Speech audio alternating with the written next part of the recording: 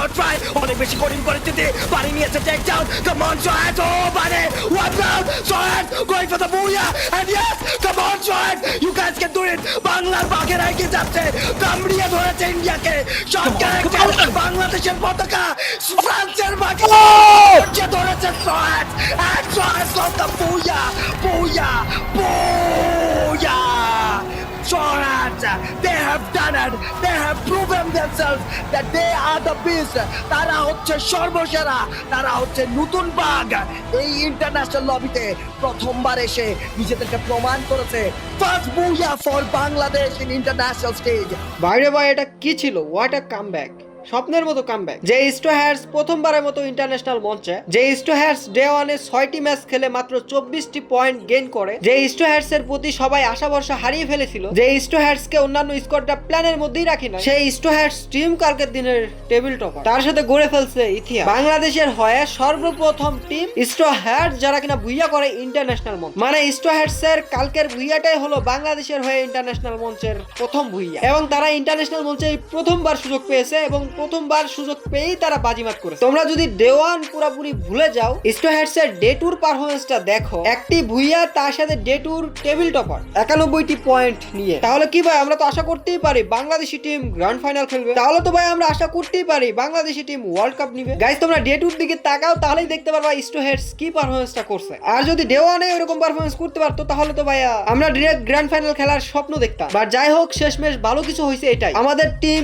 TAC বা RSK এবং স্টোহার্স দুজনেই সার্ভাইভাল স্টেজের জন্য কোয়ালিফাই করছে। আজকে তাদের খেলা রয়েছে এবং আশা করি তারা ভালো খেলবে এবং টপ 4 এ শেষ করে তারা দুই টিমই গ্র্যান্ড ফাইনাল খেলবে। এখন গাইস আমি একটা জিনিস লক্ষ্য করতেছি যে স্টোহার্স এর এরকম অসাধারণ পারফরম্যান্স দেখে সবাই আরএসকে বা টিএসি কে হেড দিচ্ছে, বলতেছে আরএসকে একবার না দুইবার সুযোগ পেয়েও তারা ভুইয়া করতে পারে না, আর স্টোহার্স একবার সুযোগ পেয়ে অসাধারণ পারফরমেন্স করলো এবং ভুইয়া নিয়ে নিল। আর জন্য নাকি টিএসি বা আরএসকে টিম খারাপ টিম, এই টিম সেই টিম। তো আমি তোমাদেরকে বলতে চাই আরএসকে টিম বা টিএসি টিম খারাপ টিম না, তার সাথে স্টোহার্সও খারাপ টিম না, তারা তো প্রমাণ করছে যে তারা কেমন টিম। এখন টিএসি বা আরএসকে যে পটেনশিয়াল আছে সেটা হয়তোবা তারা ভালো মতো শো করতে পারতেছে না, হয়তোবা কোনো প্রবলেমের কারণে, বাট তাদের সেই পটেনশিয়াল আছে ওয়ার্ল্ড কাপ নেওয়ার। এ কারণেই তো তারা ওয়ার্ল্ড কাপ খেলতেছে, না হলে তো অন্য টিম সুযোগ পাইতো। কারণ বাংলাদেশের সেরা দুইটি টিমই তো খেলতেছে, স্টোহার্স এবং আরএসকে। হয়তোবা টিএসি বা আরএসকে এর প্ল্যান এক্সিকিউট হচ্ছে না, এ কারণেই হয়তোবা এলোমেলো তাদের পারফরমেন্স। বাট আশা করতেছি টিএসি বা আরএসকে আজকে কঠিন পারফরমেন্স দিবে, তার সাথে স্টোহার্সও কঠিন পারফরমেন্স দিবে এবং বাংলাদেশে দুইটি টিমই গ্র্যান্ড ফাইনাল খেলবে। খালি আশা না, তাদের প্রতি ভরসা রয়েছে। আমরা ভালো করে জানি আরএসকে কেমন টিম, আমরা ভালো করে জানি স্টোহার্স কেমন টিম। তাদের ফায়ার পাওয়ার আছে, তাদের বুদ্ধি আছে, আইকিউ আছে, প্ল্যান আছে। আশা করি এই ওয়ার্ল্ড কাপে তারা কিছু করে দেখাবে। তোমরা তাকিয়ে দেখো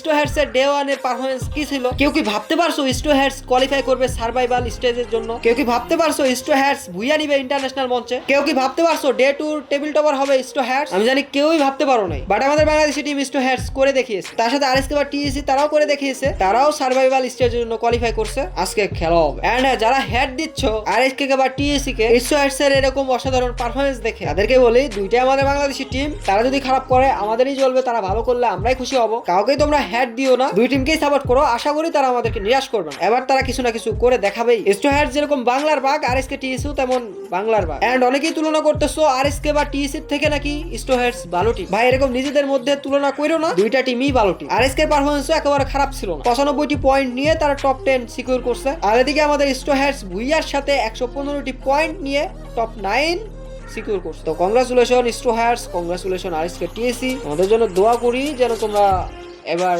কিছু একটা করে দেখাতে পারো। আর হ্যাঁ, সত্যি বলতে কালকের মুহূর্তটা ভোলা যাবে না। গাইস যারা কালকে লাইভ দেখছিলে, তোমাদের কি গায়ের পশম কি মারে নাই? তোমাদের কি বুক ধুরপুর ধুরপুর করে নাই? যেখানে স্টোহার্স লাস্ট ম্যাচে নাম ছিল ডুয়ার ডাই ম্যাচে, যেখানে আমরা মন থেকে খালি চাচ্ছিলাম স্টোহার্স যেন কোয়ালিফাই করে, খালি কোয়ালিফাই করে, এক পয়েন্টের জন্য যেন এগিয়ে থেকে টপ 10 সিকিউর করে। বাট আমরা মন থেকে যা চাইছিলাম তার থেকে বেশি করে দেখিয়েছে স্টোহার্স। লাস্ট ম্যাচ ভুইয়া নিয়ে 25টি পয়েন্ট গেইন করে টোটাল 115 পয়েন্ট নিয়ে টপ 9 সিকিউর করে এন্ড সার্ভাইভাল স্টেজের জন্য কোয়ালিফাই করে। আলহামদুলিল্লাহ বাংলাদেশের দুইটা টিমই সার্ভাইভাল স্টেজের জন্য কোয়ালিফাই করছে। এবার আজকে তাদের ডমিনেশনের পালা, এবার আজকে তাদের পটেনশিয়াল দেখানোর পালা। দেখা যাক কি হয়। আমি তো মন থেকে চাই বাংলাদেশি দুইটা টিমই যেন গ্র্যান্ড ফাইনাল খেলে, সেটা স্টোহার্স হোক, সেটা টিএসি বা আরএসকে হোক না, দুটাই আমাদের বাংলাদেশি টিম। আমি দুই টিমকেই সাপোর্ট করি। হ্যাঁ, মানতে হবে স্টোহার্স ভালো খেলছে, আরএসকে বা টিএসি তারাও খারাপ খেলে নাই, তারাও ভালো খেলছে। বাট আজকে তাদের কঠিন পরীক্ষা, দোয়া করে সবাই তাদের জন্য। এন্ড হ্যাঁ, দুইটা আমাদের বাংলাদেশি টিম, কেউ কাকে হেড দিও না, নিজেদের মধ্যে কম্পেয়ার করো। তো আজকের জন্য বিদায় নিচ্ছি। প্রিয় ভিডিওটি ভালো লাগলে লাইক করে দিও, কি সবাল দরকার কেটে দিও।